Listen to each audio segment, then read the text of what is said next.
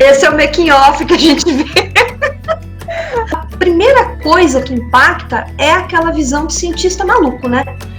É o que a gente tem, é o estereótipo do cientista malucão, de jaleco branco, no meio de um monte de vidros, né? E tudo colorido, tudo saindo fumaça, coisas muito difíceis, coisas muito caras, coisas que ninguém tem. Até o joguinho, né? Que no químico, alguma coisa assim, um joguinho de química que tinha, uma brincadeira, eu nunca pude ter, porque era caríssimo, né? Aquilo. Então, parece que a ciência é uma coisa quase que inalcançável, que não é para gente comum, não é para qualquer pessoa, né? E você chega, você vê que não é exatamente isso, né? Nós podemos fazer ciência de várias maneiras, né? Essa ideia do cientista trancado no laboratório e descabelado e cheio de fumaça, isso aí é lenda, né? É um estereótipo aí. Uma vez eu vi uma entrevista com um físico sobre aquela foto do Einstein, que é a foto mais conhecida dele, que ele tá de língua de fora, né? Que ele tá mostrando a língua, meio que cabelo meio esvoaçado, assim. E aí a pessoa falando que aquele não era o comportamento dele. Aquilo foi uma brincadeira com um fotógrafo, né? O fotógrafo falou, faz uma pose, não sei o que, faz uma pose engraçada, tá? Porque ele não era daquele jeito. E você vê, foi eternizado pelaquela foto, né? Se você perguntar sobre o Einstein, a molecada vai lembrar dessa foto dele, mas não era aquilo não era o dia a dia dele, né? Não era a vida dele. E aí a gente acaba caindo nessa, né? As pessoas olham, agora nem tanto, mas costumava acontecer bastante isso, falava, nossa, você é muito inteligente. Tá, na minha área eu até posso ser, né? Eu até tenho muito conhecimento daquilo que eu estou trabalhando. Mas se eu pego, por exemplo, engenharia ambiental, né? Para mim não é minha praia, não é isso. Tudo bem, eu sou Hanna Gabriele, sou acadêmica de Ciências Biológicas em licenciatura. E esse vídeo de hoje é mais uma ação do projeto Por Detrás do Diploma, a Ciência Sem Estereótipo. Hoje a gente está com uma convidada super especial, é a professora Sandra Cereali. Olá, tudo bom com vocês? Oi gente, tudo bem? Meu nome é Beatriz Barreto, eu sou graduanda do segundo semestre do curso de Engenharia Ambiental pela Universidade Federal de Mato Grosso do Sul. E esse aqui é o nosso projeto. Eu conto com a participação de vocês em mais uma ciência. Professora, conta pra gente, Sim. Quem que é Sandra Cereali? O que a senhora faz? De onde a senhora veio? Eu sou professora, sou bióloga, sou mãe, amiga, cidadã, vários outros papéis que a gente desempenha na sociedade. O papel principal é o de mãe. Eu nasci em Guarulhos, São Paulo, nasci em 1972, morei lá até os 12 anos mais ou menos, e aí minha família se mudou para Cuiabá, no Mato Grosso. E eu morei lá há alguns anos, passei a adolescência lá, e vim para Campo Grande em 1991. E aí eu tô aqui até hoje, né, quase já completou agora 29 anos que eu tô aqui. Eu fiz a graduação aqui na UFMS. Eu não entrei na idade que vocês entraram, né? Eu entrei um pouco mais velha, porque eu já tinha casado, já tinha minha filha mais velha, e eu casei muito cedo. E aí então eu entrei na graduação com 22 anos. E quando eu terminei, em 98, eu já tinha minha segunda filha também. Então foi bem puxado, assim, foi bem complexo. Mas eu consegui fazer a graduação em Ciências Biológicas. Na época era permitido, né, era possível pela legislação, então eu fiz 2 cursos ao mesmo tempo. Eu fiz a licenciatura e o bacharelado juntos. Em 95, que foi o ano que eu entrei na graduação, comecei a dar aula num colégio também particular, perto da minha casa, e isso ajudou muito, muito na minha formação também. Então eu acabei indo para a sala de aula cedo, e aí tem um negócio interessante, assim, questão de como é que eu cheguei aqui, né? Quando eu estava no ensino médio, lá em Cuiabá, eu gostava de química e gostava de biologia. Na verdade, acho que eu sempre gostei dessas duas coisas, né? Desde criança. Então eu brincava de ser cientista, fazia experimentos, criava bichinho em caixa de fósforo, né? Eu criava joaninha, formiga. Aí de noite a minha mãe soltava tudo, né? E de manhã ela falava para mim que eles tinham voltado para a família, sabe? Para eu não chorar, né? Isso muito pequenininha. E eu sempre gostei muito de programas. Quando eu era criança, tinha muito programas de ciências, né, na televisão. E eu acompanhava todos, eu gostava pra caramba. Não existem cientistas na minha família, mas era uma coisa que eu queria. Eu dizia que eu queria ser professora e cientista. Então eu brincava de escolinha, brincava de ser professora da minha mãe. Eu queria ser cientista. Então eu queria isso, né? Mas eu não sabia exatamente o que era um cientista. Aí quando eu cheguei no final do ensino fundamental para o ensino médio, eu gostei muito de química. Então eu fiquei nessa dúvida entre química e biologia. E aí um dia, a professora de biologia, eu estava no 2º ano do ensino médio, ela entrou na sala e aí ela começou a escrever no quadro um monte de letras, um monte de coisa, e eu copiava rápido. E aí eu acabei quase junto com ela e ela foi explicar e eu me encantei com aquilo que ela estava explicando. E quando ela terminou, ela perguntou: vocês entenderam? Quem que entendeu? E só eu tinha entendido razoavelmente o que ela tinha falado. E aí eu perguntei para ela, professora, como é que chama esse negócio? Ela falou: isso aqui é genética. Eu falei: eu vou fazer isso pro resto da minha vida. E foi assim que eu descobri que eu ia fazer biologia, não química. Nada contra, eu continuo gostando muito de química. E é isso, é assim que eu descobri. Essa descoberta, ela não é comum. Isso não é comum acontecer, né? A maioria das pessoas acaba se encontrando na área quando já está dentro do curso, conhecendo, né? Eu não, eu entrei sabendo que eu queria genética, eu direcionei a minha graduação para isso, para estudar genética, foi meu TCC, né? E aí eu não pude fazer mestrado logo em seguida. Meu mestrado só veio em 2005, que eu consegui entrar, por questões familiares, né, ter filhas pequenas, e por não ter mestrado em genética aqui em Campo Grande, então eu fui fazer fora, fiz na UEL, na Universidade Estadual de Londrina, maravilhoso. Comecei também muito cedo a dar aula na universidade, como professora substituta na UFMS, né? Então eu entrei substituindo uma querida professora minha da graduação que tinha se afastado para fazer mestrado. Eu entrei por concurso, né? Por 2 anos era o concurso. E aí eu passei esses 2 anos, ganhei mais experiência, ganhei muita experiência, e aí eu fui para o mestrado. O doutorado demorou um pouco mais, né? Então eu estou fazendo doutorado agora.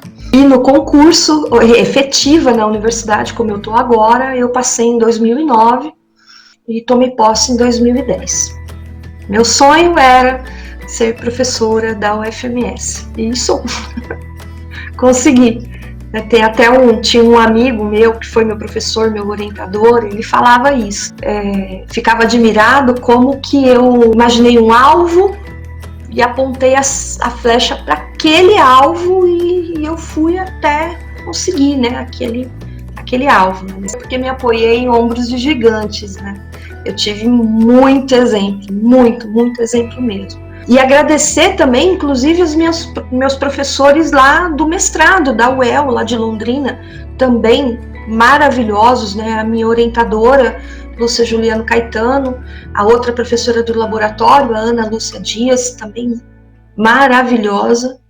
E é isso, eu só tive professoras maravilhosas, né? Professoras e professores maravilhosos na minha vida. Foram e são grande inspiração para mim. Professora, se a senhora fizer uma análise agora sobre a visão do que é ser um cientista, que a senhora tinha lá no 2º ano do ensino médio, quando a senhora descobriu que era aquilo que a senhora vai fazer pro resto da sua vida, e a visão que a senhora tem hoje, como uma cientista, qual a principal mudança que a senhora vê, assim? A Pergunta maravilhosa. Acho que assim, nós podemos atuar em inúmeras atividades, o biólogo. Inúmeras. Então, tem muita coisa para a gente fazer. Quando você entra no site do Conselho de Biologia, Conselho Federal de Biologia, você vê que a área do biólogo é muito ampla, é muito vasta. E a nossa formação na universidade também o nosso curso nos capacita para ter um conhecimento básico em áreas muito amplas, né? Então, a gente tem que parar de ser visto como um sujeito trancado dentro de um laboratório de jaleco branco e sozinho. Isso é a primeira coisa. Ou que o biólogo é aquele que conhece todas as plantas, conhece todos os bichos, porque também não é só isso, né? Não é só isso, tá? E biólogo também não é só o cara que sai por aí pegando bicho na mão, tá? E mostrando para a câmera. Nós não fazemos só isso, nós fazemos muitas coisas, muitas. E isso, para mim, é uma coisa bem diferente da visão que eu tinha quando eu estava lá no ensino médio. E eu queria saber, assim, a senhora tem algum hobby, a senhora tinha algum hobby ainda na época acadêmica? Eu escuto música o dia inteiro. Eu só não escuto música quando eu tô dando aula para vocês, mas de resto do tempo todo tem rádio, tem música, ou tá na TV, ou tá no celular, eu tô o tempo todo ouvindo música. A principal coisa que eu mais gosto de fazer é cozinhar. Adoro cozinhar, adoro inventar comida, adoro fazer comida. Cozinhar é um negócio que eu gosto pra caramba mesmo. Minha pipoca doce colorida é famosíssima lá no Imbil. Toda festa que a gente faz, festa comunitária, eu faço pipoca colorida. E é isso, assim, eu acho que talvez o hobby seja cozinhar, né? Eu jurava que a senhora ia falar, eu sou uma cinéfila nata. Porque mas aquela vez que a senhora falou dos filmes, a senhora falou com tanta paixão. Eu jurava que a senhora virava a noite maratonando as coisas. Mas não, isso é verdade. Tá vendo aí? Você descobriu uma outra coisa que eu gosto. Descobriu não, né? Que talvez eu não perceba.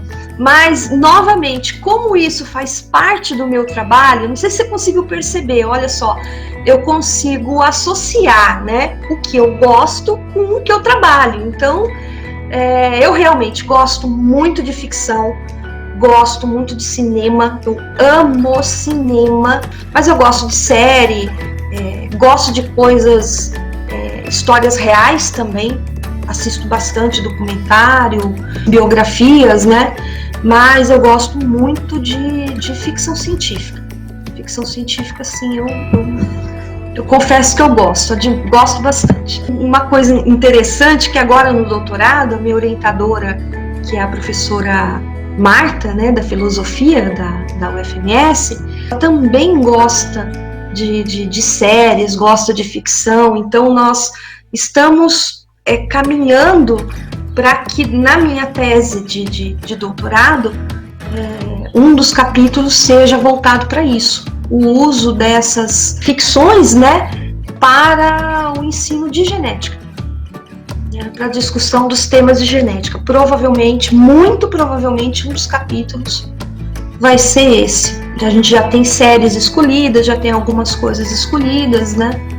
E realmente, assim, é uma coisa que eu gosto pra caramba. Só que faz parte do meu trabalho também, né? Então, acaba que eu acabo meio que misturando tudo. Algo isolado eu não tenho. Talvez realmente só a comida que seja isolada. A senhora me deu até uma ideia de TCC já. Opa! Falando dos filmes. Opa, ansiosa. Nossa, já tô com ideia já. Eu assisto bastante anime. E esses dias o Atila Yamarino, ele indicou um que fala sobre os vírus, né? Que explica. Ele é bem sobre biologia celular. É muito legal. Chama Cells at Work. São as células humanizadas. É muito legal. A história ela se passa dentro do corpo humano e eles mostram as células e suas funções. Por exemplo, a protagonista ela é uma hemácia e aí mostra o dia a dia dela, ela carregando, transportando nutrientes, oxigênio. Aí tem vários acontecimentos de arranhão, de choque hemorrágico, de infecção por vírus. É muito legal, câncer. E aí tem as células lá trabalhando, lutando, é muito legal. Eu fiquei com vontade de assistir esse anime agora. É muito legal. Nossa, teve o último. Ele é bem curtinho, ele tem 13 episódios. E eu quase chorei porque teve esse choque hemorrágico e o corpo perdeu muito sangue e a maioria das células morreu. Nossa, tava muito triste. A protagonista tava quase morrendo, assim, no meio da neve, sabe? Só o caos. E aí, do nada, surgiu um monte de gente estranha, vestida de vermelho. E aí eles falaram, como assim? Onde que a gente tá? A gente foi sugado do nosso mundo e a gente reapareceu aqui, não sei o quê. E eu fiquei muito emocionada, porque, tipo, eles tentaram apresentar a transfusão de sangue.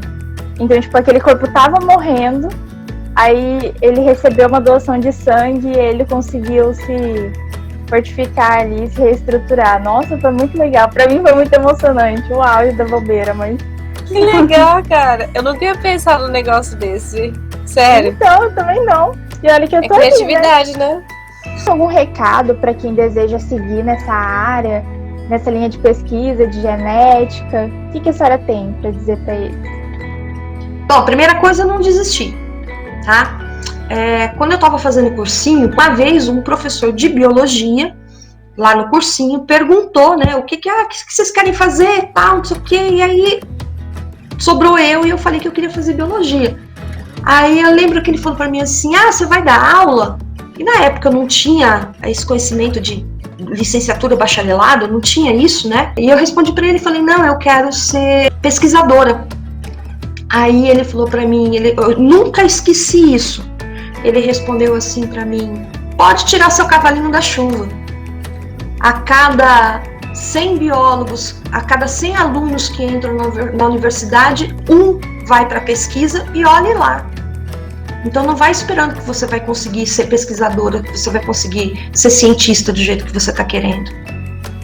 Então, se eu tivesse ouvido aquele homem, eu teria levantado e ido embora, né? Então, assim, o que eu tenho para dizer, não só na genética, mas em qualquer área que você queira, em qualquer área do conhecimento, não acredite no que as pessoas te falam, acredite em você, acredite no teu potencial, acredite no que você quer conseguir. Ninguém tem obrigação de escolher nada, não, ninguém tem obrigação de chegar no ensino médio, no final do ensino médio, e decidir o que vai fazer pelo resto da vida. Foi meu caso, mas eu dei sorte. Podia não ser, né? Eu podia ter me enganado. Esse se enganar também não é um erro, gente. Isso não está errado. Nós temos o direito de experimentar outras coisas, de experimentar outras saídas, né? É difícil isso, mas sem culpa, sabe? Porque é uma decisão muito complicada. Você ter lá 16, 17, 18 anos e decidir e falar, não, eu quero fazer isso e pronto, acabou. Eu nunca vou aprender mais nada além disso daqui. Não, a gente vai aprender coisas, a gente aprende coisas o tempo todo. Né? Eu falei que eu queria fazer genética pelo resto da minha vida, mas no momento eu não estou no laboratório. Eu não estou em laboratório, não estou fazendo pesquisa de bancada, de campo, né? Eu estou fazendo as pesquisas na área de educação, na área de ensino. E não tem nada errado. Não tem nada errado com isso. A gente vai fazendo conforme a vida vai te encaminhando, né? Aquilo que a vida vai te oferecendo, você vai aproveitando, né? Então tem que ter um pouco de flexibilidade também. Sua opinião. O que significa uma ciência sem estereótipo? Pô, vocês estão fazendo boas perguntas hoje, hein? Bom, quando a gente coloca um estereótipo, né, por exemplo, no caso do cientista, como a gente já falou, quando você coloca esse estereótipo, você está excluindo todo o universo de ciência que existe em volta, que existe na verdade, todos os outros cientistas dedicados à ciência que nós temos, e não só na biologia. Na biologia, na química, na física, nas áreas médicas, né? Em geral, nas áreas biológicas, nas ciências naturais, nas ciências sociais, né? E todas as outras áreas que nós temos pesquisadores importantíssimos, né? Na área de linguística, por exemplo, nós temos pesquisas maravilhosas. né, feitas por pessoas, por pesquisadores fantásticos. Isso tudo é excluído. Isso tudo é deixado de fora. Então é um problema sério, porque a sociedade passa a não enxergar o que existe de verdade, o que está lá. Então, quando alguém fala que, por exemplo, as ciências humanas não são importantes, é um discurso, né, que nós temos ouvido aí nos últimos tempos. A pessoa está ignorando, está desconhecendo toda a contribuição que essa área traz para a sociedade, traz para nós, né? Isso tem um peso muito grande, né, no desenvolvimento do país, inclusive. Então, atrapalha muito. Desenvolver uma ciência sem estereótipo é você ser capaz de olhar um pesquisador, de olhar um profissional que não está só dentro da universidade, né? A gente tem pesquisa fora da universidade também, e olhar aquele profissional com valor, com respeito, com admiração, com curiosidade também. Mas isso acaba quando você enxerga só um tipo de gente, né? Só uma coisa única, aquela coisa estereotipada e irreal, né? Fora da realidade. A ciência, ela está sendo exposta de uma maneira nua e crua para pessoas que não têm informação sobre como ela funciona. E essa falta de informação da população é culpa nossa. É culpa dos cientistas. Nós ficamos presos dentro dos nossos muros. A gente acabou não conseguindo alcançar a população do jeito que ela deveria ser alcançada. A ciência tem que voltar para o povo, ela tem que voltar para a população, né? E a gente acabou não fazendo isso. Então as pessoas não sabem como funciona a ciência, não sabem como funciona o método científico, por exemplo, né? Como é que a gente realiza as pesquisas? Então o que vocês estão fazendo é fantástico. Parabéns. Obrigada, professora. Obrigada, professora. A senhora comentou que o caminho, então, para uma ciência sem estereótipo é a popularização da ciência. Isso. Agora, outra pergunta, professora. Qual seria, então, esse caminho a seguir para alcançar essa meta, né, da popularização da ciência? Por exemplo, nós utilizamos muito ferramentas como essa, por exemplo, desse projeto, desse vídeo. Tem que gravar, dialogando com o cientista, quebrando os estereótipos, para que a ciência se aproxime do público. Mas existem outros métodos, por exemplo, feiras de ciência e tecnologia, que envolvem a educação básica com pesquisadores.